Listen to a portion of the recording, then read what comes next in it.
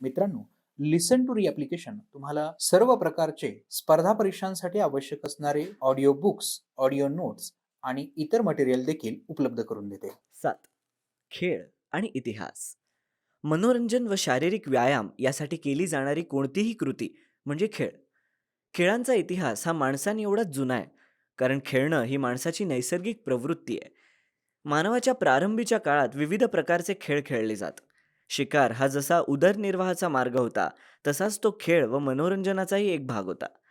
भारतातील प्राचीन साहित्यात आणि महाकाव्यांमधून द्यूत, कुस्ती, रथांच्या आणि घोड्यांच्या शर्यती आणि बुद्धिबळ यांचे उल्लेख येतात. तुम्हाला माहिती आहे का, वडोदरा येथील प्रसिद्ध पहिलवान जम्मूदादा आणि माणिकराव यांची व्यायामशाळा पतियाळा येथील क्रियाडा पतियाळा येथील क्रीडा विद्यापीठ, गुजरातमधील स्वर्णिम गुजरात स्पोर्ट्स विद्यापीठ, गांधीनगर कोल्हापूर येथील खासबाग व मोतीबाग तालीम, अमरावती येथील हनुमान व्यायाम प्रसारक मंडळ, पुण्यातील बालेवाडी येथील श्री शिवछत्रपती क्रीडा संकुल कुस्ती व इतर खेळांच्या प्रशिक्षणासाठी प्रसिद्ध आहे. तुम्हाला माहिती आहे का, खेळ आणि ग्रीक लोक यांचे नाते प्राचीन काळापासूनच आहे. खेळांना नियमित व सुसंघटित स्वरूप ग्रीकांनी दिलं. धावणं, थाळीफेक, रथ व घोड्यांच्या शर्यती, कुस्ती, मुष्टियुद्ध इत्यादींचे सामने त्यांनी सुरू केले. प्राचीन ऑलिम्पिक ही खेळाची स्पर्धा ऑलिम्पिया या ग्रीक शहरात घेतली जात. या स्पर्धेत भाग घेणं व विजय मिळवणं मानाचं समजलं जातं. 7.1 खेळांचे महत्त्व. खेळाला आपल्या जीवनात महत्त्वाचं स्थान आहे. जीवनातील व्यथा आणि चिंता विसरायला लावण्याचे सामर्थ्य हे खेळांमध्ये आहे. मनाला विरंगुळा देणं आणि मन ताजेतवाने करण्याचे काम खेळ करतात. ज्या खेळात भरपूर श्रम किंवा शारीरिक हालचाली कराव्या लागतात, त्या खेळांमुळे खेळाडूंचा व्यायाम होतो. शरीर काटक व बळकट बनण्यास खेळ मदत करतात. खेळांमुळे मनोधैर्य, चिकाटी, खेळाडूपणा इत्यादी गुणांची वाढ होते. सांघिक खेळ खेळल्यामुळे आपापसात सहकार्य, संघभावना वाढीस लागते आणि नेतृत्व गुणांचा विकास होतो. 7.2 खेळांचे प्रकार. खेळांचे बैठे आणि मैदानी असे दोन प्रकार आहेत. बैठे खेळ. बैठे म्हणजे बसून खेळायचे खेळ. बैठे खेळ. बैठे म्हणजे बसून खेळायचे खेळ. उदाहरण: बुद्धिबळ, पत्ते, सोंगट्या, कॅरम, काचकवड्या हे खेळ कुठेही बसून खेळता येतात. सागरगोटे हा बैठा खेळ प्रामुख्याने मुली खेळतात. भातुकली हा खेळही लहान मुलींचा समजला गेला असला तरी त्यात घरातील सर्वजण सामील होऊ शकतात. विशेषतः बाहुला-बाहुलीचे लग्न हा एक कौटुंबिक आनंदाचा सोहळा असे. मैदानी खेळ. मैदानी खेळांमध्ये देशी आणि विदेशी खेळ असे प्रकार आहेत. देशी खेळांमध्ये लंगडी, कबड्डी, आटापट्या, खो खो इत्यादी खेळांचा समावेश होतो. देशी खेळांमध्ये लंगडी, कबड्डी, आट्यापाट्या, खो खो इत्यादी खेळांचा समावेश होतो. मुलामुलींमध्ये मुलामुलींमध्ये गोट्या, लगोरी, विट्टी-दांडू, भिंगऱ्या, भोवरे, फुगडी, झिम्मा, लंगडी असे खेळ लोकप्रिय आहेत. तुम्हाला माहिती आहे का, झाशीची राणी लक्ष्मीबाई यांची दिनचर्या काय होती? बाईसाहेबास शरीराचा शोक फार होता. अरे देवा. पुन्हा घेतो. तुम्हाला माहिती आहे का, झाशीच्या राणीची अरे तुम्हाला माहिती आहे का, झाशीची राणी लक्ष्मीबाई यांची दिनचर्या काय होती? बाईसाहेबास शरीराचा अरे यार, त्यांना घेऊ ना. ते मला बाईसाहेब इमॅजिन होतं डायरेक्ट. ते राणादाच्या सिरियलमध्ये होत्या ना. जाऊ दे, ठीक आहे. नाही, पण दुसरं काही घेतलं तर प्रॉब्लेम होईल ना. मग त्या बाईसाहेब म्हणायच्या त्यांना, तर त्या बाईसाहेबच घ्याव्या लागतील. आता जाऊ दे. बाईसाहेब, अरे डायलॉग घेतलं यार का. तुम्हाला माहिती आहे का, झाशीची राणी लक्ष्मीबाई यांची दिनचर्या. बाईसाहेबास शरीराचा शोक फार होता. पहाटेस उठून मल्लखांबाशी जाऊन 2 घटका कसरत करून नंतर घोडा मंडळावर धरून लागलीच हत्तीवर बसून हत्तीस फेरफटका करून 4 घटका दिवसास खुराकाचे खाणे व दूध पिणे करून स्नान होत असे. विष्णुपद गोडसे यांच्या माझा प्रवास या पुस्तकातून हे वाक्य आलंय. विदेशी मैदानी खेळात बॅडमिंटन, टेबल टेनिस तसेच hockey, cricket, football, golf, polo इत्यादी खेळांचा समावेश होतो. मैदानी खेळांमध्ये धावण्याच्या शर्यती जगभर लोकप्रिय आहेत. यात 100 मीटर, 200 मीटर, मॅरेथॉन आणि अडथळ्यांच्या शर्यती यांचा समावेश होतो. आमचे असेच ऑडिओ लेक्चर ऐकत राहण्यासाठी तुम्ही या ऑडिओसोबतच्या लिंकवर क्लिक करून प्ले स्टोअरवरून आपले ॲप्लिकेशन डाउनलोड करू शकता. शारीरिक कौशल्यावर आधारित मैदानी खेळांमध्ये गोळाफेक, थाळीफेक, लांब उडी व उंच उडी, पाण्यातील खेळांमध्ये पोहण्याच्या शर्यती, वॉटर पोलो, नौकानयन तसेच शारीरिक कसरतीच्या खेळांमध्ये मल्लखांब, दोरीवरचा मल्लखांब, जिम्नॅस्टिक्स इत्यादींचा समावेश होतो. तुम्हाला माहिती आहे का, श्रीमती मनीषा बाठे यांनी केलेल्या संशोधनानुसार कुस्तीसाठी पूरक असा मल्लखांब व त्यातील पकडी यांची निर्मिती उत्तर पेशवाईतील मल्लविद्यागुरू बाळंभट्ट देवधर यांची आहे. बाळंभट्ट दादांना हा व्यायाम प्रकार वानरांच्या झाडांवरील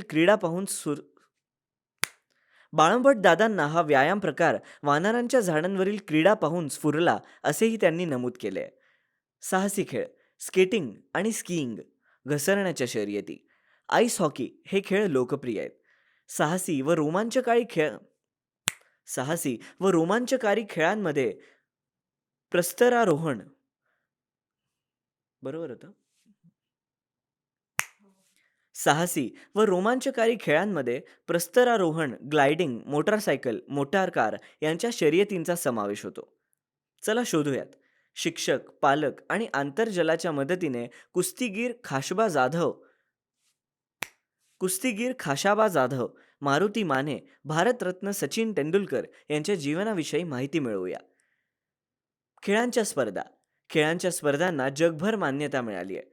ऑलिम्पिक, एशियाड, दिव्यांगांचे ऑलिम्पिक, क्रिकेट विश्वचषक स्पर्धा, हॉकी, कुस्ती, बुद्धिबळ इत्यादी खेळांच्या स्पर्धा जागतिक पातळीवर होतात. आपल्या देशात हॉकी, क्रिकेट हे खेळ लोकप्रिय आहेत. हॉकी हा भारताचा राष्ट्रीय खेळ आहे. या खेळांच्या स्थानिक, शहर, तालुका, जिल्हा, राज्य, राष्ट्र आणि आंतरराष्ट्रीय स्तरावर स्पर्धा होतात. राष्ट्रीय आंतरराष्ट्रीय स्पर्धा गाजवणाऱ्या खेळाडूस त्याच क्षेत्रात उत्तम करिअर करता येतं.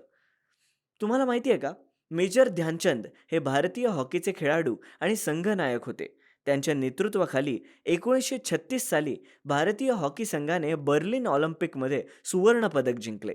त्यापूर्वी 1928 आणि 1932 मध्येही भारतीय हॉकी संघाने सुवर्ण पदकं जिंकली होती. तेव्हा ध्यानचंद हे भारतीय संघाकडून खेळले होते. 29 ऑगस्ट हा त्यांचा जन्मदिवस राष्ट्रीय क्रीडा दिवस म्हणून पाळला जातो. त्यांना हॉकीचा जादूगर असे म्हटलं जातं. 1956 मध्ये त्यांच्या हॉकीतील कामगिरीबद्दल त्यांना पद्मभूषण या सन्मानाने विभूषित करण्यात आलं. 7.3 खेळांचे आंतरराष्ट्रीयकरण. 20व्या-21व्या शतकात खेळांचे आंतरराष्ट्रीयकरण झाले. ऑलिम्पिक, एशियाड, ब्रिटिश राष्ट्रकुल, विम्बल्डन यासारख्या स्पर्धांमधून खेळल्या जाणाऱ्या क्रिकेट, फुटबॉल, लॉन टेनिस इत्यादी सामन्यांचे थेट प्रक्षेपण दूरदर्शन व अन्य वाहिन्यांवरून जगभर एकाच वेळी केले जाते. ज्या देशांचा त्या खेळात काही सहभागच नाही असे प्रेक्षक सुद्धा त्या खेळाचा आनंद घेत असतात. उदाहरण, क्रिकेट विश्वचषक स्पर्धेत भारत अंतिम फेरीत पोहोचल्यावर जगभरातील प्रेक्षकांनी तो सामना पाहिला. या जगभराच्या प्रेक्षकांनी खेळाचे अर्थकारणच बदलून टाकले. हौशी खेळाडू शिकण्यासाठी सामने बघतात, प्रेक्षक मनोरंजनासाठी बघतात, कंपन्या जाहिरातीची संधी म्हणून सामन्यांकडे बघतात, प्रेक्षकांना सामने समजावून देण्यासाठी निवृत्त खेळाडू येतात. 7.4 खेळांचे साहित्य आणि खेळणी. लहान मुलांच्या करमणुकीसाठी आणि शिक्षणासाठी जी रंगबेरंगी विविध साधनं व उपकरणं असतात त्यांना खेळणी म्हणतात. प्राचीन स्थळांच्या उत्खननामध्ये मातीपासून बनवलेली खेळणी सापडली आहेत. ही खेळणी हाताने किंवा साच्यातून तयार करत असत. प्राचीन काळातील भारतीय साहित्यात बाहुल्यांचा उल्लेख आहे. शूद्रकाच्या एका नाटकाचं नाव मृच्छकटिकम असं आहे. मृच्छकटिक म्हणजे मातीची गाडी. तुम्हाला माहिती आहे का, कथा सरित सागर या ग्रंथात अनेक मनोरंजन खेळ व खेळण्यांचे वर्णन केले आहे. त्यात उडणाऱ्या लाकडी बाहुल्यांचे वर्णन आहे. या बाहुल्या कळ दाबल्यावर उंच उडत, काही नाचत तर काही आवाज करत असे उल्लेख आहेत. चला शोधूयात. पूर्वी भारतातील अनेक भागांमध्ये लाकडी बाहुल्या बनवत असत. महाराष्ट्रात ठकी नावाने ओळखल्या जाणाऱ्या रंगीत लाकडी बाहुल्या तयार केल्या जात. अशा लाकडी बाहुल्या बनवण्याची परंपरा भारतात इतर कोणत्या प्रदेशांमध्ये होत आहे हे शोधूयात.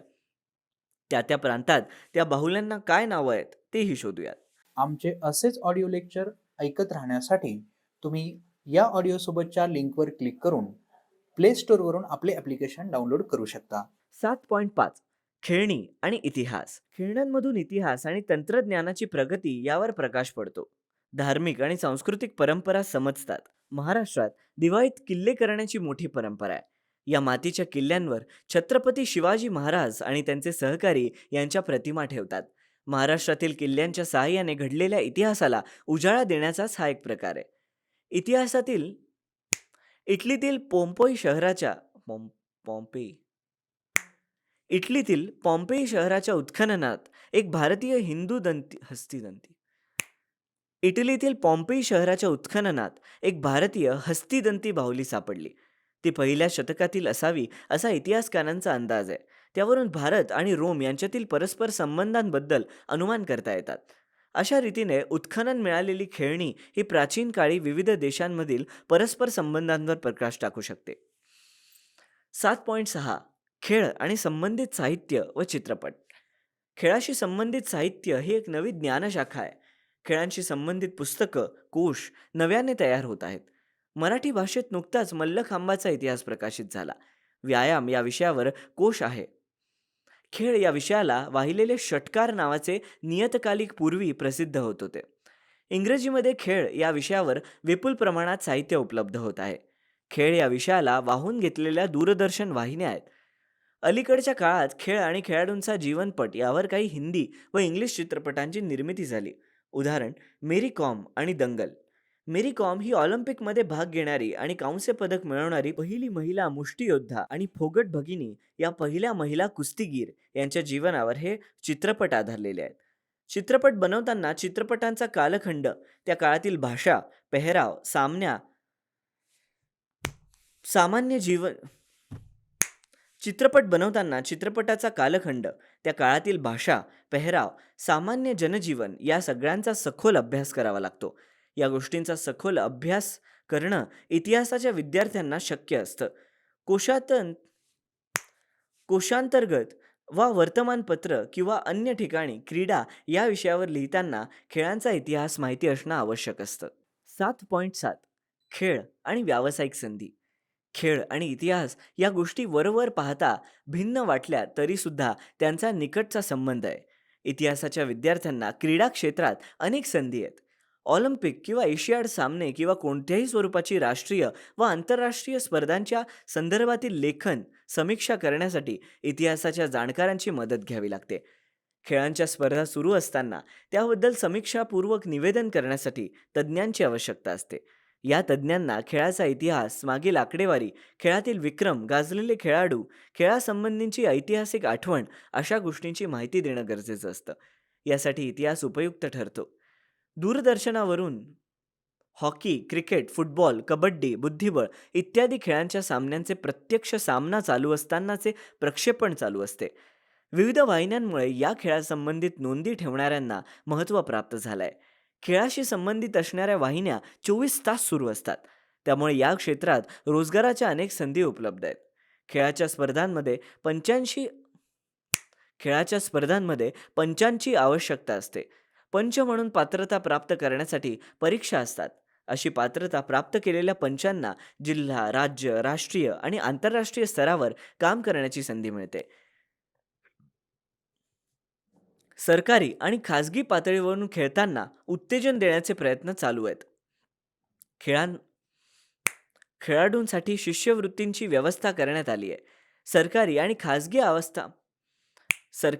खाजगी आस्थापनांमध्ये खेळाडूंसाठी राखीव जागा ठेवण्यात आली आहेत. तुम्हाला माहिती आहे का, क्रिकेट सामन्यांचे मराठी भाषेतून समालोचन पूर्वी बाळ ज पंडित करत असत. आकाशवाणीवरून हे धावते वर्णन ऐकण्यासाठी लोक जीवाचा कान करत असत. हे समालोचन करताना बाळ पंडित त्या मैदानाचा इतिहास, खेळाडूंचा इतिहास, खेळाशी संबंधित असणाऱ्या आठवणी आणि पूर्वीचे विक्रम यांची माहिती देत असत. त्यांना खेळाचे आणि खेळाच्या इतिहासाचे उत्तम ज्ञान असल्यामुळे त्यांचे समालोचन रंजक व्हायचे. लिसन टू री ॲप्लिकेशन तुम्हाला सर्व स्पर्धा परीक्षांसाठी आवश्यक असणारी ऑडिओ नोट्स, ऑडिओ बुक्स आणि इतर मटेरियल देखील उपलब्ध करून देते. चला तर मित्रांनो, भेटूयात पुढच्या लेक्चरमध्ये. तोपर्यंत धन्यवाद.